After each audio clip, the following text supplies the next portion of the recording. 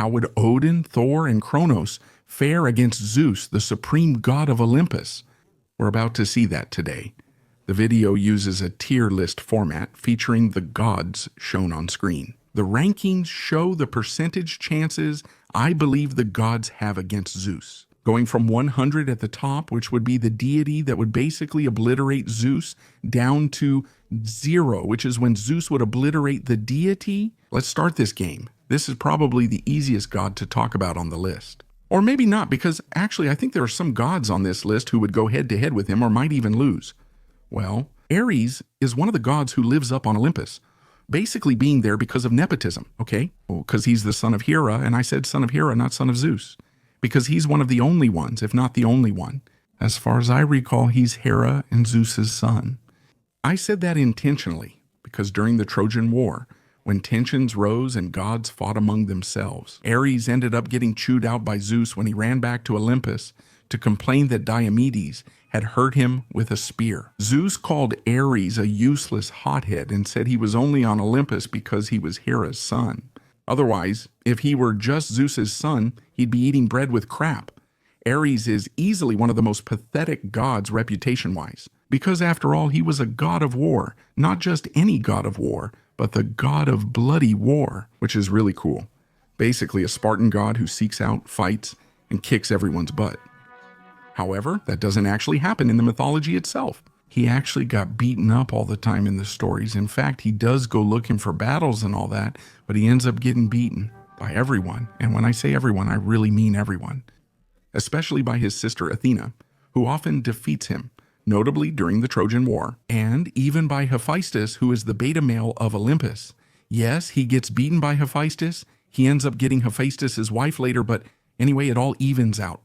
So if he wouldn't stand a chance against the gods, that's why I'm going to start here with 0% for him. If you want to stop being a beta, make sure to like the video and subscribe to the Hypando channel as well. It helps me a lot. If you'd like to support me further, become a channel member for early and exclusive video access, including battles between the gods. If you want to learn more about Greek mythology, check out the pinned comment, which will be there as well. Also with headphones so you can ditch the headset and some perfume so you won't be smelly. Now let's discuss Ares' sister on his father's side, since his mother's side is more complicated. Athena would have a better chance than Ares. That's because she's also a goddess of war, and believe it or not, a lot of people don't know this, but she's also the goddess of wisdom. Along with both, she has the strategy of war. That's actually why she keeps defeating Ares in their battles. She was such a war goddess that she was born fully armored and ready for battle. Athena's birth story is key to this video because it reveals an interesting detail. Well, let's go, in case you don't know. Athena is the daughter of Metis and Zeus, and Metis was a Titaness, an ancient goddess of good counsel, knowledge, and wisdom. And that's why Athena also ends up being a goddess of wisdom, because she inherited it from her mother. As a goddess of war strategy, Athena gives her a major advantage in any battle and goes even further. Because when Zeus ended up devouring Metis while she was pregnant, since Gaia ended up scaring him by saying that a child from Metis could surpass Zeus himself, and after devouring his beloved wife, Zeus, he had a severe headache and asked Hephaestus to open it. When Hephaestus did, she emerged. Athena emerged wild from inside, already shouting and dressed for war. And the important part, the important detail I mentioned about this story is Gaia's prophecy, that a child would be born from Metis who would surpass Zeus. And this child could be Athena. However, as the most accepted version of this story is that the child would actually be Athena's twin brother, who remained trapped inside Zeus. It's hard to really consider that here, but in any case, Athena would also have another possible advantage. Nike, the goddess of victory, always sides with Athena against Zeus. Before anyone says that Athena would never go against Zeus, she already did that. It's there in the rebellion of Olympus. But, however, nevertheless, even though I think Athena would have a chance against Zeus, that chance would be very small, because Zeus also absorbed Metis and has her wisdom as well, and maybe even more than Athena. Meki, the goddess of victory, who now follows Athena, also used to follow Zeus, which is why I'll keep Athena at 20. Next is Nuado, the Celtic god who led the gods, or was one of their leaders, right? because the leader in that mythology changed from time to time. In the beginning, it's Nuado. Though king of the gods, Nuado was also a warrior, poet, and god of the arts, battle, sun, healing, sorcery, youth, beauty, ocean, dogs, and weapons. And whatever else he wanted, his weapon was invincible. It was the sword Clomisolais, one of the 4 treasures of the Tuatha de Danann, forged by his poet and assistant Ulcius in Phidias, one of their ancient great cities. And, according to some legends and some stories, no one was able to escape from Clomisolais. Once it was drawn, the person was already dead. No one could resist its power. Other legends say that he named the sword Nuados Canel, which would mean shining torch, but there's a catch, even though this sword is said to be invincible. And when Nuado ends up drawing it, he automatically wins the battle. There are some stories that say it's not quite like that. During one of the Moytura battles, the Tuatha, a group of Celtic gods, defend and fight for Ireland. Nuado ends up getting the nickname Silver Arm. He has a silver arm because he ended up losing his normal arm. In one of these battles, he was using the Clomisolais. This actually just shows how the Celtic gods are very humanized. They are very down to earth compared to gods from other mythologies, like Zeus himself, who is extremely powerful. With a few rare exceptions in Celtic mythology, it's unlikely you'll find an extremely powerful god. They're very vulnerable, which is why I believe Nuado wouldn't stand a chance against Zeus. I even think he would have less of a chance than Ares. Now let's move on to the god. Brahma from Hinduism, which is actually a very funny case. He's one of the 3 main ones in Brahmanism.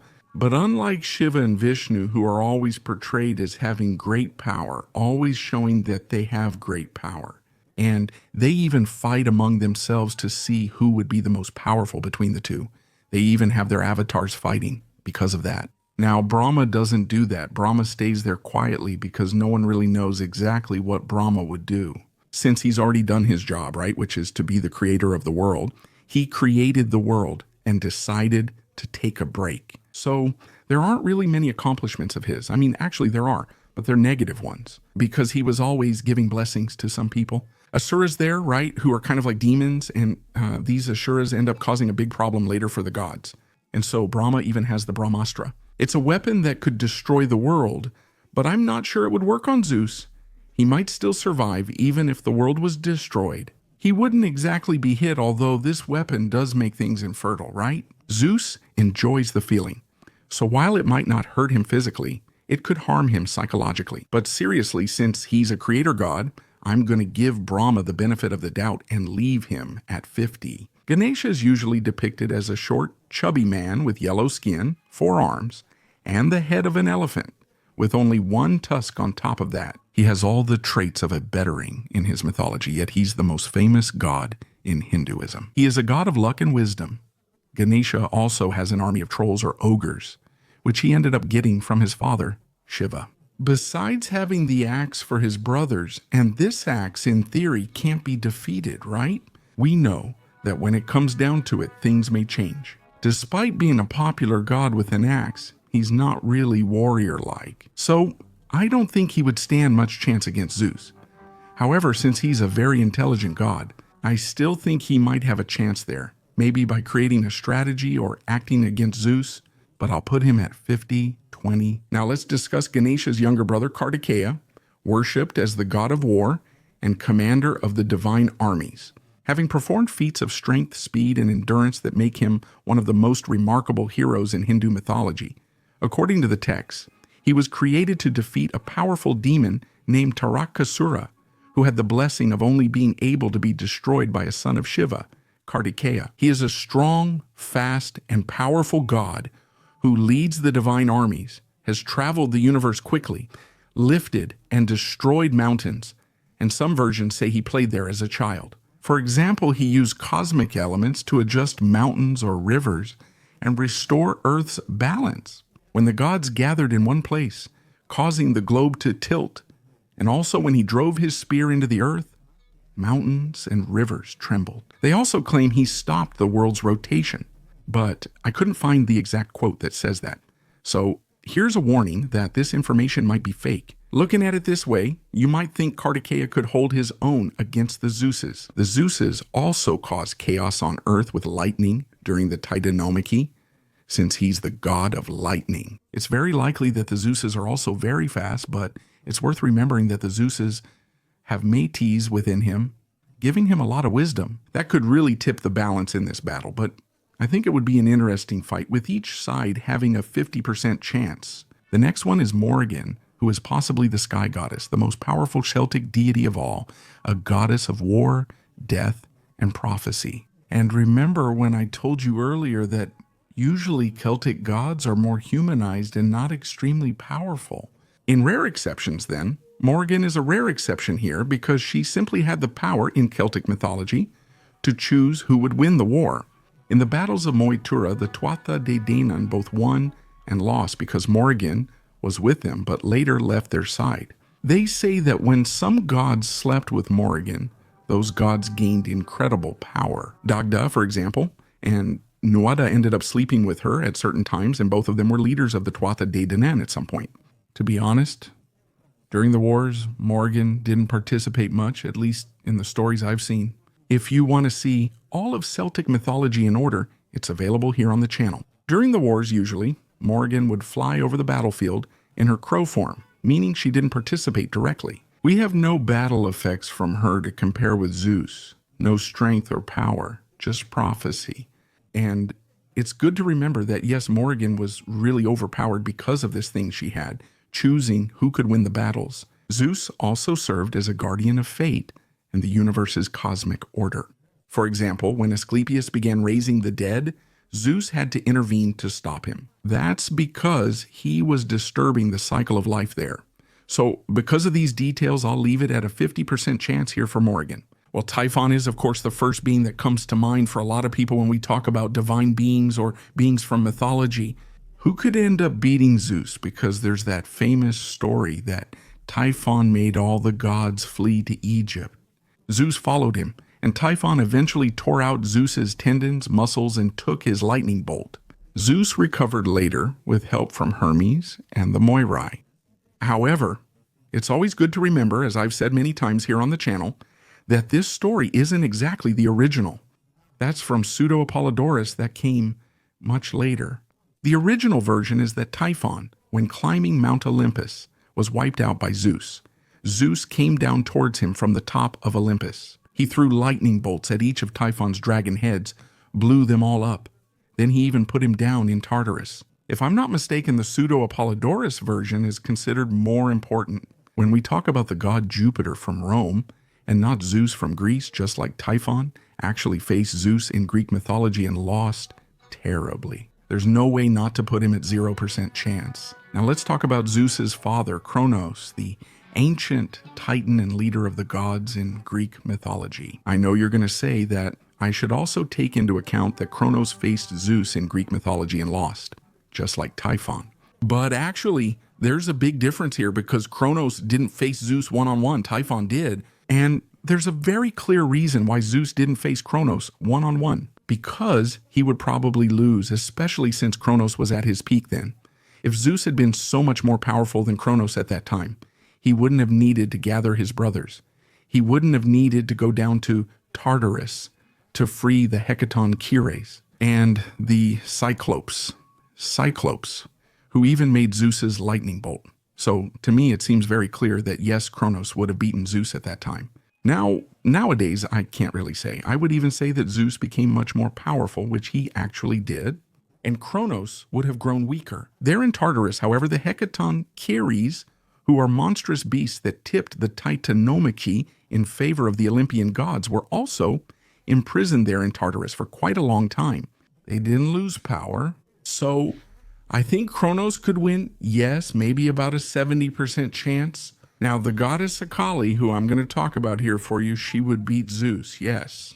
Because Akali, like Kartikeya, was created to destroy a powerful Asura. But Akali, on top of that, has an extra advantage because she would be another side, another half of destruction, the destructive power of the god Shiva, the god who destroys universes. Dancing and playing, this little one is so overpowered that after defeating the Asura, she got so crazy there in her bloodlust that she started dancing, and her dance almost destroyed the entire universe. Shiva had to kneel and beg her to stop.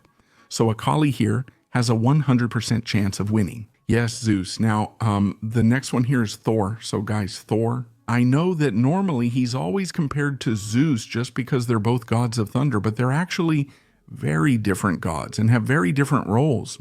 Thor is the executioner of the Aesir gods, the gods of war, in Norse mythology, which also makes Thor, in a way, a god of war as well. That does give him a certain advantage over Zeus, but Thor is much less intelligent than Zeus, let's say, and also much less powerful. He simply caused chaos on Earth, as I already told you during the Titanomachy with his lightning bolts. Thor never did that in Norse mythology. Thor relies heavily on his equipment, especially his belt and Mjolnir. His belt actually gives him much of his strength. But even without a belt, without any equipment, Zeus is still stronger than Thor. Thor struggled to lift the giant that fell on him. Zeus has already said that he could lift the earth and all the gods of Olympus together. Thor would be crushed. There's no way Thor dies in Norse mythology. The gods don't die in Greek mythology, but there's another god, and this one does. Maybe it would give the gods some trouble, which is Odin, and just like that, simply, Odin may lack lightning powers, but he might have all of Thor's abilities, and even more. That's because even though it's not stated in Norse mythology, Odin is possibly very strong. At the start of everything, when Odin and his brothers created the world, they had to lift the body parts of Ymir, the greatest Jotun, whose body was used to build the world. But the most impressive thing about Odin is the fact that he's also a god of death, a god of prophecy, a god of war, and a god of wisdom. In other words, if he had time, he would definitely find a way to defeat Zeus. But there's one detail. Zeus is much stronger than Odin and has way more destructive power.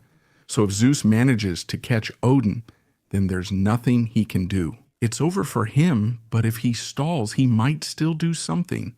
So I'll leave it at a 50% chance. Now let's talk about Zeus's two brothers, who of course have to be on this list, because they're always compared a lot to the Lord of Olympus himself, since they're also part of the Greek mythology trinity. Starting here with Poseidon, of course, among the Olympian gods, he might be the second most powerful after Zeus. But the problem is that Poseidon has already tried in a way to take Zeus's throne. During the Olympian rebellion, he joined Hera, Apollo, and other gods, whose names I don't recall. But after Zeus managed to break free from the chains Hephaestus used to bind him, Poseidon was powerless against Zeus and was even forced to work as a mason, building Troy's walls. So I don't think he would have much of a chance against Zeus, so I'll leave him here at 20. Now, Hades is a really complicated case to talk about because Hades doesn't leave the underworld very often. I believe he might be a little stronger than Poseidon, but I also don't think he would have much of a chance either against Zeus. It's good to remember, guys, that at a certain point in the Iliad, if I'm not mistaken, Zeus and even Poseidon, it makes it very clear that the other gods there, from Greek mythology, especially the Olympians in this case, or rather only the Olympians, I think he was talking about that. They wouldn't stand a chance against Zeus. And Zeus even says that if the gods tried to hang Zeus there on Mount Olympus in the sky and tried to pull him down, they wouldn't be able to. But Zeus, on the other hand, if they tied up all the Olympian gods and tried to pull him, he would pull all of them and even the earth along with them. There's really no comparing Zeus to the other Olympian gods. And even though Hades isn't one of the Olympians, I also don't think he would stand much of a chance either. Now let's talk about our dear little monkey, Wukong. So guys, just like I said Zeus would wipe out Ares, he would wipe out Thor too. I say the same thing for Wukong here, but the opposite. Wukong would finish Zeus. He would wipe the floor with Zeus easily. So guys, Wukong is invulnerable and immortal in every possible way. If he wanted to just stand there in front of Zeus and let Zeus use all his lightning bolts on him until he got tired, he could do it, or he wouldn't even need to fight. He can throw a clone of himself there, or as many clones as he wants. That's as many as the number of hairs on his body. And he can just watch the clones fight Zeus. He can do that too, so there's no way Zeus can beat Wukong. That's why I put him next, a 100% chance here. If you liked this video, leave a like, subscribe to the channel, and share it too. If you have video ideas like this, leave them in the comments. See you next time.